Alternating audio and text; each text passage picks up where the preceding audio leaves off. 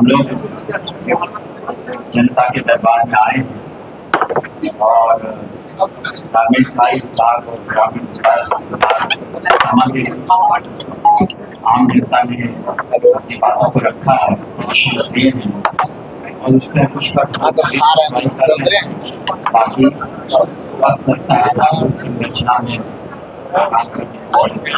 अरे भाई आप लोग गलत काम कर रहे हैं। वैसे भी काफी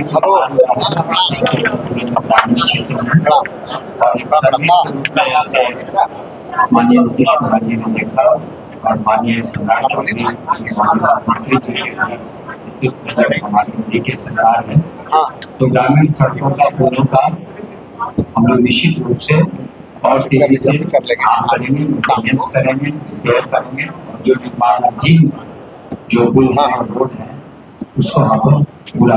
सर आप तो आईपीएस अधिकारी भी रहे हैं, ये जो आरा में घटना हुई कैसे देखते हैं? ठीक है, न्यायिक जांच हो रही है, लेकिन क्या वो फर्जी इनकाउंटर था क्या? देखिए, जब एक मामला न्यायिक जांच के अधीन आ जाता है तब किसी भी सरकारी सेवक को, पब्लिक सर्वेंट को उस पर टिप्पणी नहीं करनी चाहिए। जो मैडम जुडिशियल इंक्वायरी में है, ताकि जो जुडिशियल इंक्वायरी निष्पक्ष रूप से, पारदर्शी रूप से न्याय संगत कार्रवाई के लिए अपनी अनुशंसा करेगा।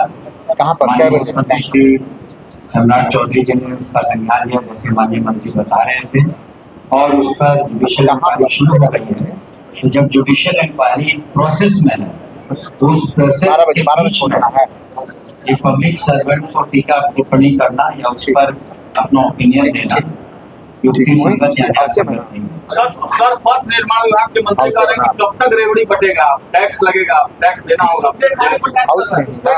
देखिए, उसमें अभी जहाँ तक हमारे संज्ञान में हमें मालूम है, उसमें एक निश्चित रूप से एक प्रोसेस को अपनाया जाएगा। अभी उसमें सब तरह के सड़कों पर कितने वाहनों की डेंसिटी है, कहाँ कहाँ टोल टैक्स है, तो ऐसा नहीं है कि नेशनल हाईवे पर टोल टैक्स नहीं लगते हैं, वहाँ भी टोल टैक्स लगते हैं। तो स्टेट हाईवे की जहाँ तक बात है उस पर आरसीडी डिपार्टमेंट और बहुत सोच विचार करके ही निर्णय लेगा और अन्य राज्यों में भी इस तरह की व्यवस्था है। लेकिन जो भी निर्णय लिए जाएंगे तो जनता की सहूलियत को देखते हुए लिए जाएंगे और अर्थ की भी जरूरत पड़ती है इकॉनमी में, तो विभिन्न स्रोत होते हैं ग्रामीण गाँवों में भी अब टैक्स लगेगा। जी नहीं, ग्रामीण कार्य विभाग और जो कार्य विभाग है तो वहाँ पर जो गांव के सड़कें हैं उसकी बात नहीं हो रही, घरों पे बात हो रही। सर घरों पे तो लगेगा ना, उसके बारे में माननीय मंत्री जी ने बताया भी है, पूर्व में दिया है कि ऐसा नहीं है कि तत्काल सारे निर्णय लिए जाए, सभी का सर्वे होता है, उसके बाद एक उचित निर्णय पर पहुंचा जाता है। या रोड का मामला हो, घर का मामला हो, किसी तरह का। अभी आपने देखा कई सालों बाद जो रजिस्ट्री फीस है या सर्कल रेट है उसमें इजाफा हुआ है, करीब 8-10 साल के ऊपर उसमें हुआ है। तो समय समय पर सरकार, एनडीए सरकार निर्णय लेती है, लेकिन लोगों के हित में देख करके जो सबसे श्रेष्ठकर होता है वही निर्णय। चुनाव में जो रेवड़िया बांटेंगे उसी के लिए मतलब ये हालत हो गया है अब ये जनता पे सीधे बड़े टैक्स बढ़ाए जा रहे हैं। देखिए, जो सरकार, एनडीए की सरकार चाहे केंद्र में हो चाहे राज्य में हो, एक ये वेलफेयर स्टेट